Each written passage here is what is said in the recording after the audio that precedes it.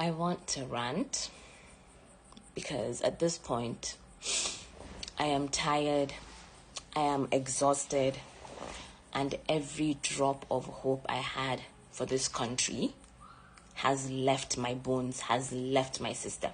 I do not know where we're supposed to go from here anymore because at this point, every single day in this country is another confirmation that we are indeed a finished country. Every single news, every headline, every press release from government officials further confirms that we are finished. We are completely done for. Over a decade, and all we have seen in this country is regression. Over a decade and nothing has gotten better. Not a single state, not a single sector has gotten better. It's always regression. We are completely regressing at an alarming rate.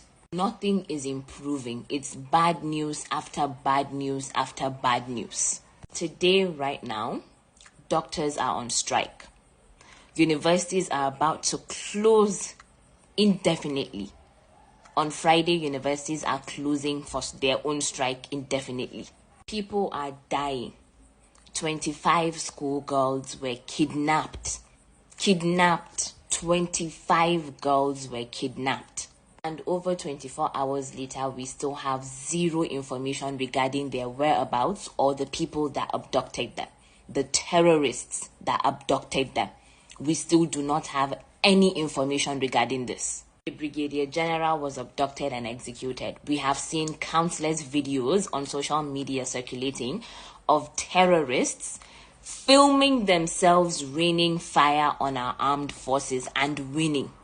Filming themselves gearing up to go terrorize communities, to go commit atrocities. We have seen a video, the video from Kwara State, the church in Kwara State that was attacked. People with guns and cutlasses attacked a church. Terrorists attacked a church with children in that church. They committed atrocities in that church and kidnapped people in that church. And less than 24 hours ago, 64 people were kidnapped in Zamfara State. While all of this is happening, we have communities, and yes, I am looking at Katsina State, communities engaging in peace settlements, making it a whole hula baloo, making it a whole spectacle of them doing peace settlements with bandits and peace settlements. While they are doing their peace settlements, there are other communities in that same state, in Katsina State, who have had their own peace settlements with bandits, and the bandits have gone back on that agreement and have attacked those same communities. Because who in their right mind or right sense would ever expect a terrorist, a person who commits atrocities and commits war crimes, to ever stand on his word? And while all of this is happening, we have people on social media engaging in tribal and religious wars.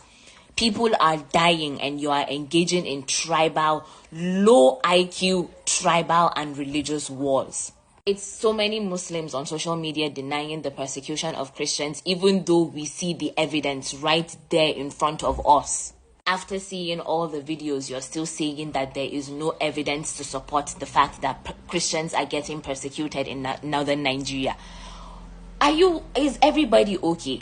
All you have to do is go to a town in northern Nigeria, go to Kano State, go to Sokoto, go to even Kaduna and speak to a Christian there, speak to the Christian communities there, hear their stories. That's all you need to do to confirm that there is indeed a persecution of Christians in northern Nigeria.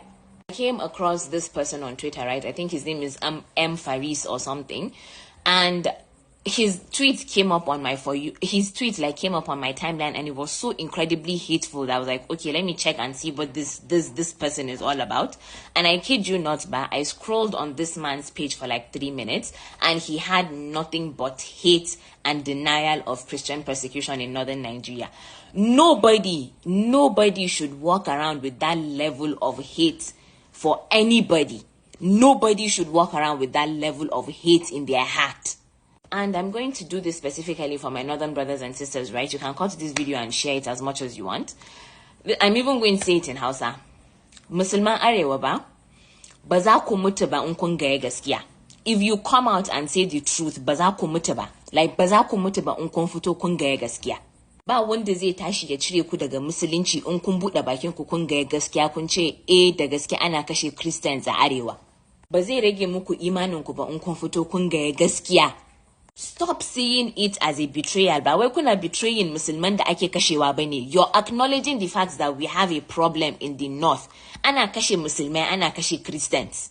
Kuma su waye ne ke yin kisan nan? ƴan uwanmu ne musulmai suke yin kisan nan. It's unfortunate that we have the terrorists that are terrorizing every single community, the Christian ones, the Muslim ones. It's Muslim terrorists that we have. It's Hausa terrorists, Fulani terrorists that are using our religion to twist it to justify the atrocities they are committing. You have a responsibility as a Muslim. You have a duty as a Muslim to condemn these people and to make sure that you show that this is not what the religion is about. And instead of doing that, you are focusing on denying things that are happening right here in front of our eyes. You have a duty not just to the people of the country, but to the religion itself, to condemn these Hausa terrorists and these Fulani terrorists that are using our religion to justify the atrocities they are committing. Your false denial is not helping anyone. If you sit down and you refuse to acknowledge that ana kashe Christians are arewa, the only thing that you're doing is you're empowering these terrorists to continue what they are doing. Kuna ƙara musu ƙarfi ne su je su fita su je su gaba da kashe-kashen da suke yi a cikin duniya. And I also wanted to talk about something, right? Because some people are really twisting my words. There's a video that I made, the very first video that I made regarding the US intervention, where people are twisting my words and making it seem like I am completely denying the persecution of Christians in northern Nigeria. What I said is there is a persecution of Christians in northern Nigeria and it is not a genocide. Persecution of Christians is currently happening right now in Nigeria. That is a fact. That is something that is a fact, and it is deadly and it needs immediate action. Anybody who denies the fact that there is indeed a Christian persecution going on in this country is either blind or is just intentionally dishonest and evil. That being said, what we have right now, the problem we have of the persecution right now is not a genocide yet. It is on the path of becoming a genocide, given how things are moving right now. If action is not taken, if our government does not wake up, that persecution is going to become a genocide. And that is why we are speaking up, and that is why we are talking about this. Don't twist my words and don't put words in my mouth that I did not say. I purposely sit down and make these videos and spell things out word for word so my words are not twisted. Do not twist my words. You wake up every day in this country, you're doing justice for someone. You're fighting for justice for someone. Today alone, how many justices are we fighting for? We're fighting for justice for Ochanya. We're fighting for justice for the 25 girls that were kidnapped. We're fighting for the justice for the Kwara church that was attacked. We're fighting for justice for the 64 that were kidnapped in Zamfara. We're fighting for justice for Deborah. We're fighting for justice for every single thing. Oh God. All of this because we have leaders who do not give a rat's ass about us. Leaders who do not value human life, and a president who does not care whether he rules over our ashes or our dead bodies or whoever he rules over, as long as he remains president.